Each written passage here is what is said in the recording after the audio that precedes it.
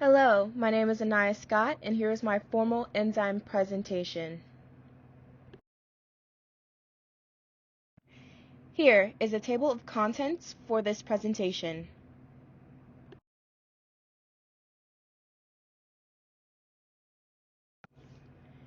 To start our introduction, I'll be discussing enzymes. Enzymes are proteins that are biological catalysts that selectively accelerate specific chemical reactions. Enzymes bind to a substrate at its active site, which the substrate undergoes change and then gets released. Enzymes speed up a reaction by lowering the activation energy by making the substrate undergo this change, weakening some chemical bonds. Enzymes are important because they're involved in most biological reactions and they regulate the rate of chemical reactions in organisms.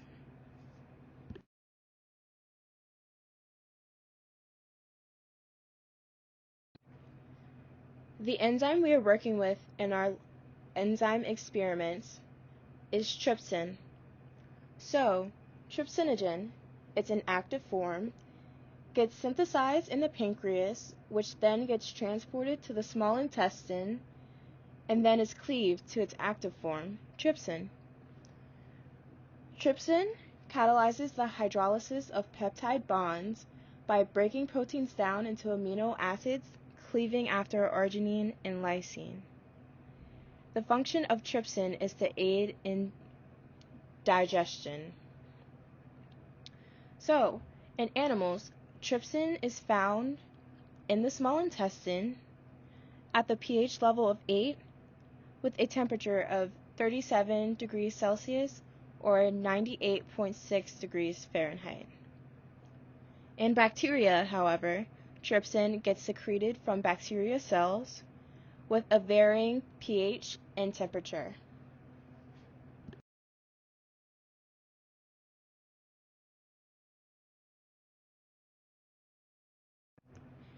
I started my hypothesis with a question, and the question was, which salt concentration would produce the optimal activity in the enzyme trypsin?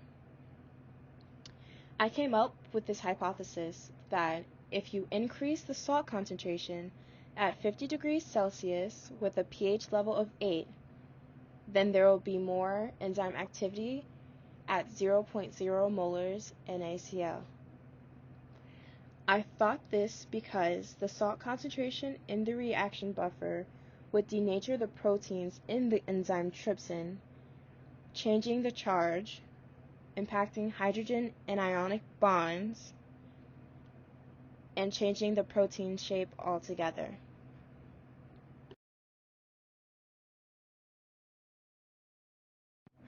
Here are the resources that I used. Moving on to materials and methods used. Here is the procedure used to conduct this experiment. Some important things I would like to mention is the addition of TCA. TCA works to stop enzyme activity during centrifugation that precipitates proteins and removes undigested substrates. The substrate we are using is azocasein, which is a chemically modified protein that has randomly attached sulfanilamide groups, which gives it its orange color. The more color a substrate has, the more absorbance it will have, allowing it to absorb at 440 nanometers in the spectrophotometer.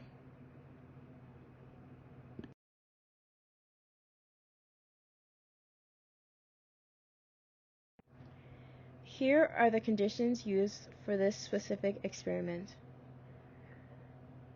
The experimental variable tested was salt concentration in the reaction buffer. The specific concentration used were 0.0, 0.6, 2.4, and 4.8 molars NaCl. The control variables used were temperature at 50 degrees Celsius using a water bath, the pH level of 8, and the enzyme trypsin. These specific concentrations were used because, for temperature, it was obtained from another group that 55 degrees Celsius was the optimal temperature. However, due to a shortage of class time, 55 degrees Celsius was not available. So the closest temperature to that was 50 degrees Celsius, which was used. A pH level of 8 was used because it was the only pH level that had our specific salt concentrations we were testing. Our negative controls. So our negative controls were set up similarly to our regular controls. However, instead of adding trypsin, we used diluted water. Negative controls are used to measure the amount of substrate that breaks down when there is no enzyme present. That's why we did not use any trypsin. Replicates. For each regular condition, there was 4 replicates. However, for our negative controls, there was only 3 replicates. We used replicates to produce more accurate averages, to identify any outliers, and to measure variability among treatments.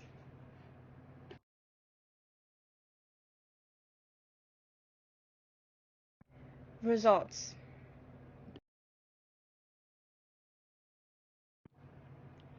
For the results, you can see the averages for both the experimental and the negative control groups. You can see that the concentration that had the most absorbance was 0.0 molars NaCl. The lower the concentration, the higher the increase in folds between the negative control group and the experimental group. The higher the salt concentration of NaCl also had a lower increase in folds in comparison to the 2 lower salt concentrations.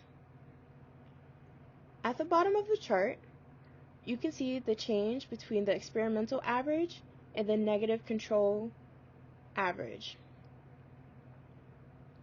The negative control group has an 81-fold change from the experimental average in 0.0 molars NaCl, a 132-fold change in 0.6 molars NaCl, a 23-fold change in 2.4 molars NaCl, and a 15-fold change in 4.8 molars NaCl.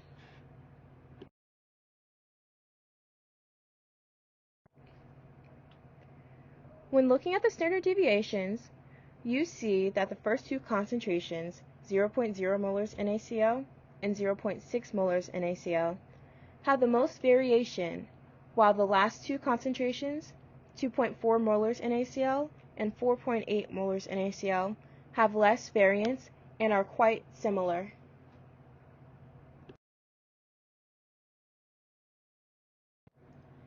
Here are the t-test results comparing the experimental group to the negative control group, as well as the highest experimental concentration to the other concentrations. For both tables, you can see that the p-values are less than 0.05, which makes the data significantly different.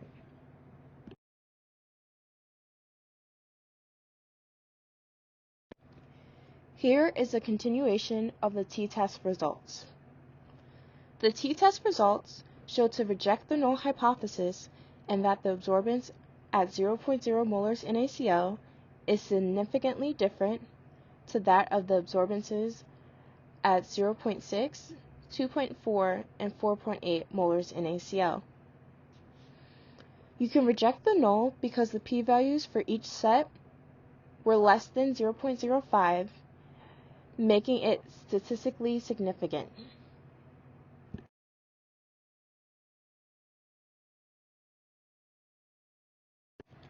Here is the description of the key results. For the experimental averages, 0.0 molars NaCl had the highest absorbance,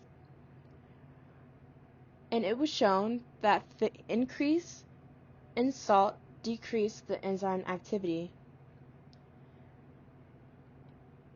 From the standard deviation slides, 2.4 and 4.8 molars NaCl had the least amount of variation, whereas 0.0 molars NaCl and 0.6 molars NaCl had a higher variability. And from the t-test results, you can reject the null hypothesis.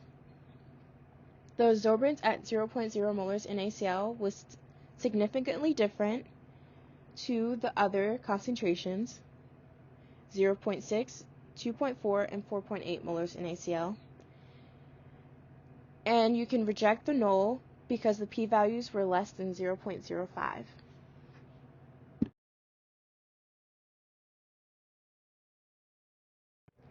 Discussion. Here is the discussion based off the experiment. Based off the results, the experimental design and execution was adequate to test the hypothesis. The hypothesis was supported based on the experimental averages that 0.0 molars NaCl had the highest absorbance average at 0.651 with a fold difference of 81, meaning that this is where you see the highest level of enzyme activity. Based on the t-test results, the differences in averages are significantly different. Although I cannot compare data from the other groups for salt concentration, I can compare the differences in temperature and pH level. The ideal temperatures found from group E range from 50 to 55 degrees Celsius, and the ideal pH level is 7 according to groups B and C, making the conditions used for this experiment not optimal. Sources of variability in this experiment was due to air bubbles when micropipetting and placing the concentrations in the water bath at different times, making the timing a little bit off. In the future, I would use a smaller range of salt concentration with the optimal conditions found to see the most enzyme activity in trypsin.